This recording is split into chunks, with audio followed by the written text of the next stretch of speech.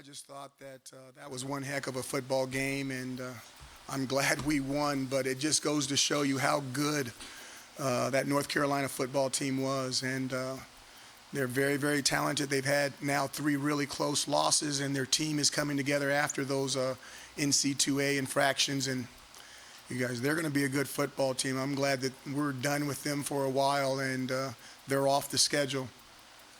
One of the things I want to point out during the game that I just thought that, after we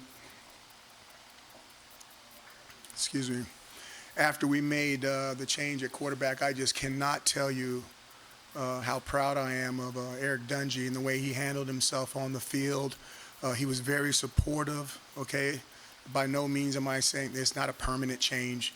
It was we needed a little spark. And, obviously the other guy came in and did some things well. We still had an interception, which was really from a lack of youth. He got baited by very advanced coverage, and he took the bait like a hungry bass.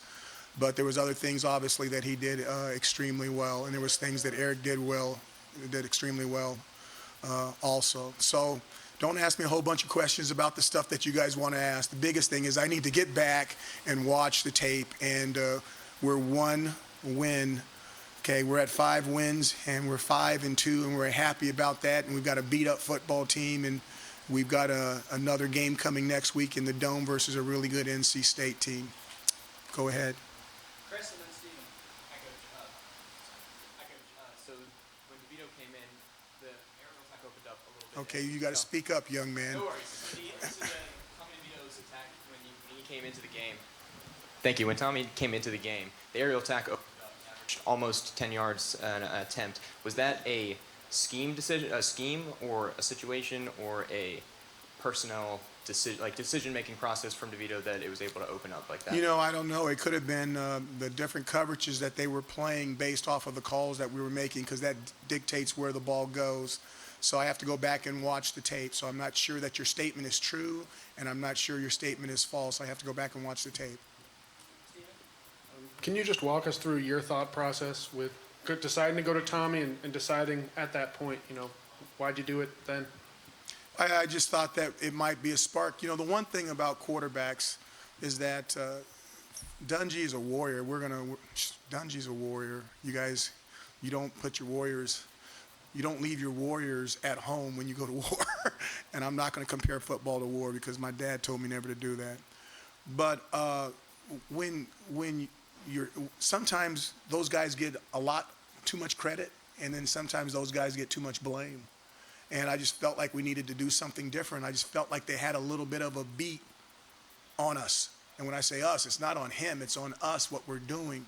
And sometimes you just change one character and it throws off the defense. I don't know if it worked or not, but I'm just happy with the result.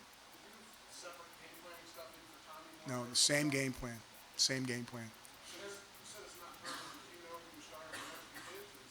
Not that I just told you I wasn't going to talk about that. I was going to celebrate this win on homecoming. When's the last time we won on homecoming? Okay, good. Good answer. Coach, so your class of 2017 really shined today with Tommy, Fatu, and Nakeem. What does it kind of say about how the culture of this team is shifting from that? That's really your first full recruiting class. When you talk about the culture, it's not with those young people. The culture is with Dungy and Strickland and Slayton and then Zaire, and that's the culture. Those older guys teaching the younger guys what it's all about and how to fight and how to struggle and how to scratch and how to claw, and doing all that and not maybe getting the results that you want, and then doing it anyway. I heard, I've got to tell you this story because it really moved me. And I told one of our recruits' moms, I can't say the name because of NC2A rules, but her and I were talking about it, before the game. But I heard the story of the man that went hiking, and he fell into the shaft. He fell into a mine shaft with rattlesnakes, okay?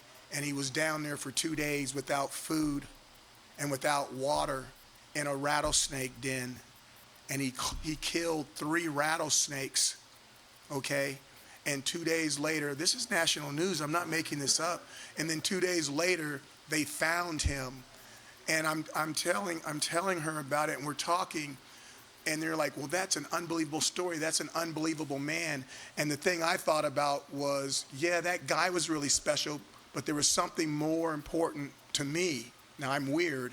To me, in that story, before that man went to take his hike, he went to a good friend, not a friend, a good friend, and he said, if I'm not back in 2 days, this is where I'm going. Come get me. There's something wrong.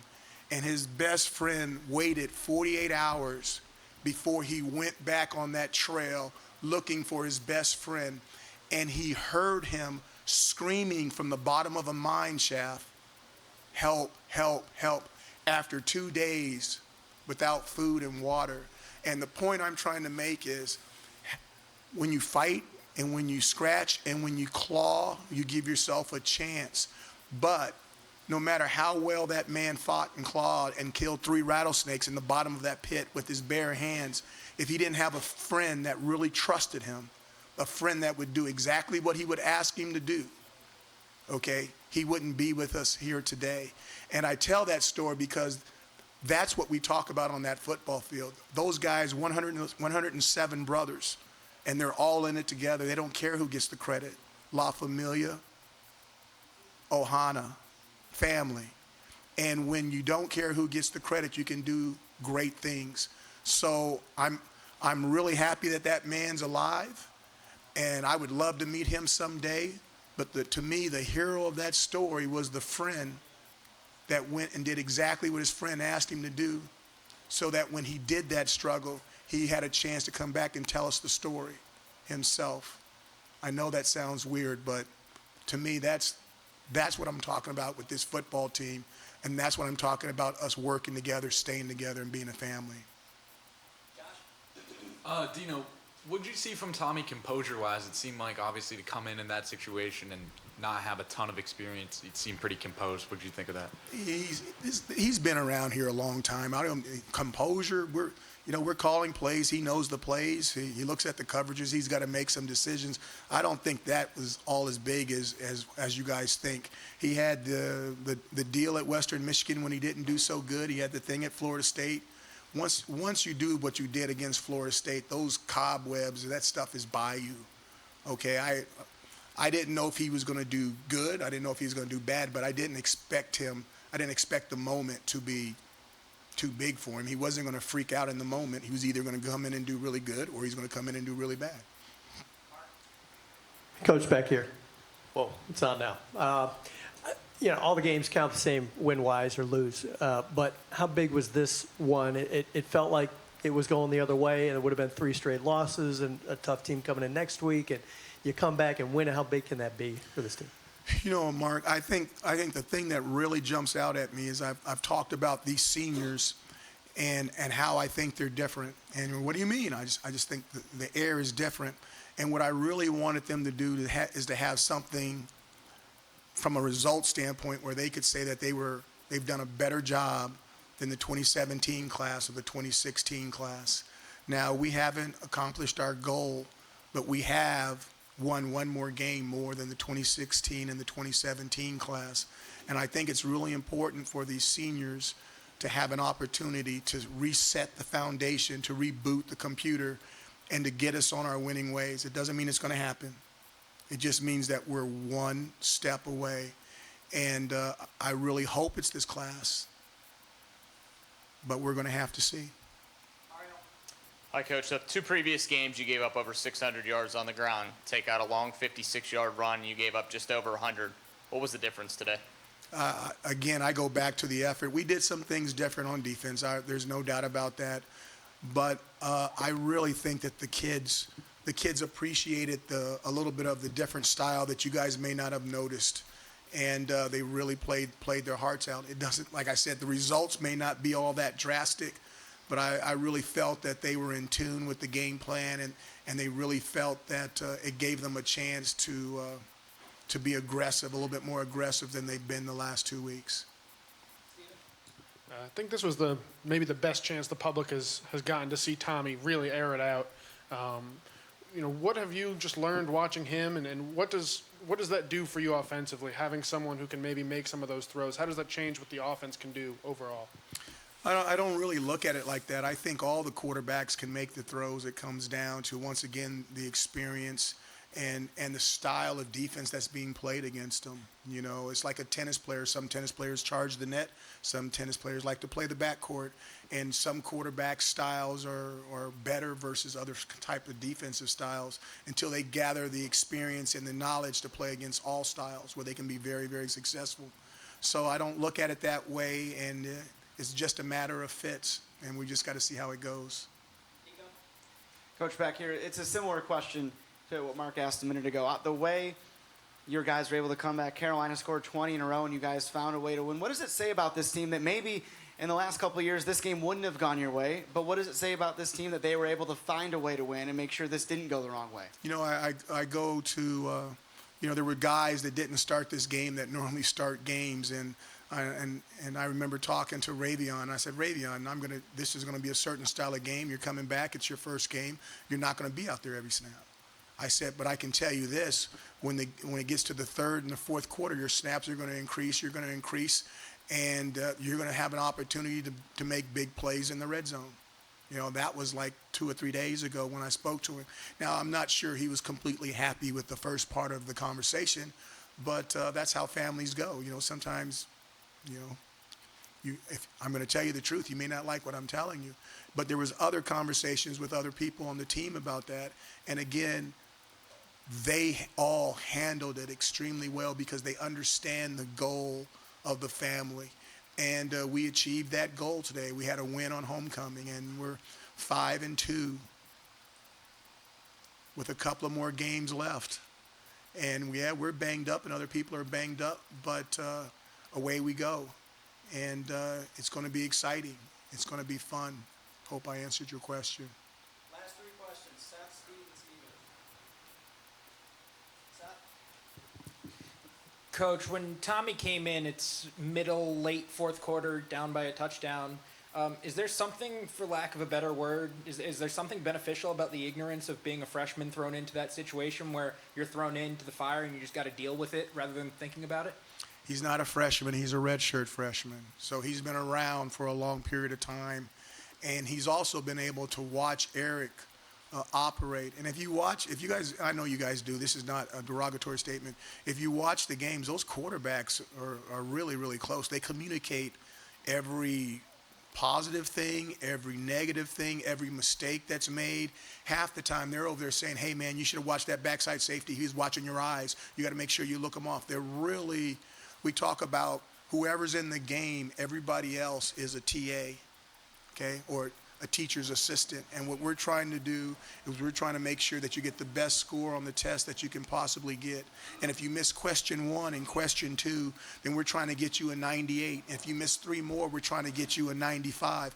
Everybody's working so that you, the person in the game, can get an A grade, because if you get an A grade, we have a chance to win. So the thing I love best about those guys and everybody else on this football team is they really stay locked in and they really care about the person that's out there. Now, they all want to beat number 1, don't get that wrong, but they're also all unselfish enough to understand that if they can't be out there, they want what's best for the family.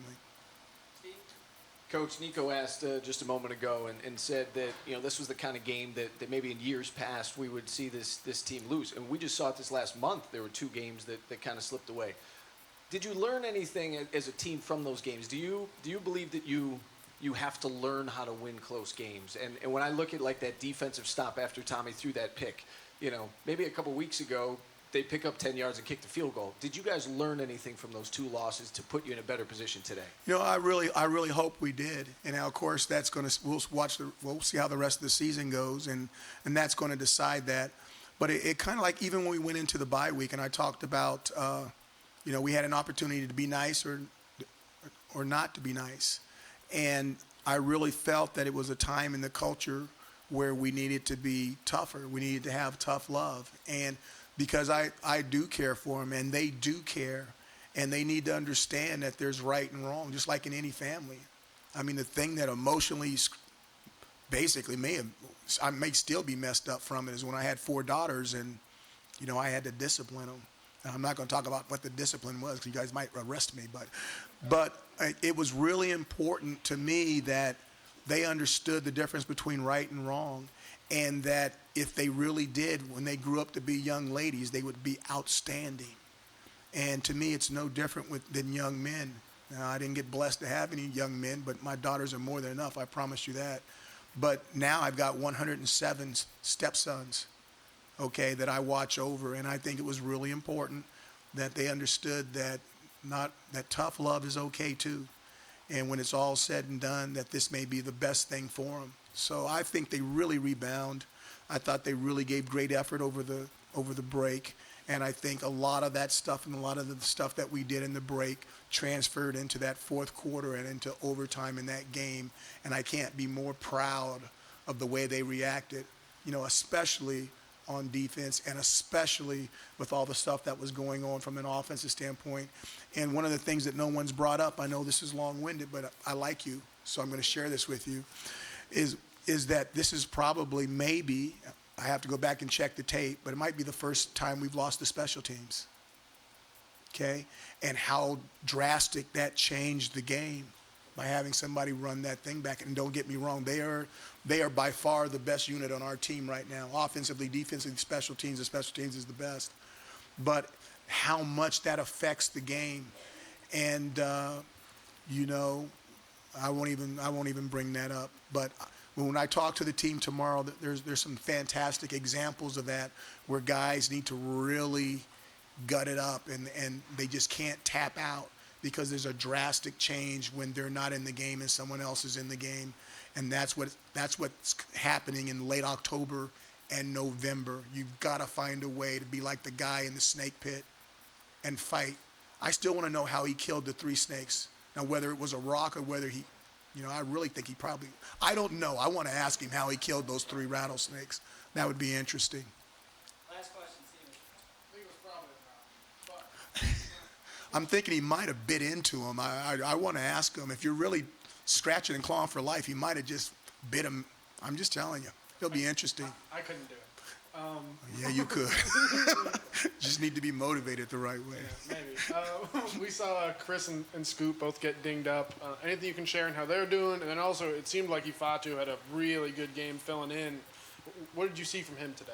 I saw like 3 PBUs, and which is really good. He's got long arms. He can stay close to people, and I was really proud about the way he played. Frederick, I believe, just got a sprained ankle. I mean, based off the information I got, so he should be back. And then I'm not sure. I didn't check with Scoop. I'm not sure about Scoop. I'm sorry about that. He broke it? I don't know. He was holding his right elbow. Well, I'll tell you I what. hope not. Watch this. If he's got a broken elbow and I don't know about it, somebody's in trouble. So I haven't heard that yet. But Frederick has just got a sprained ankle. Thanks very much, Coach. Thanks, guys, gals.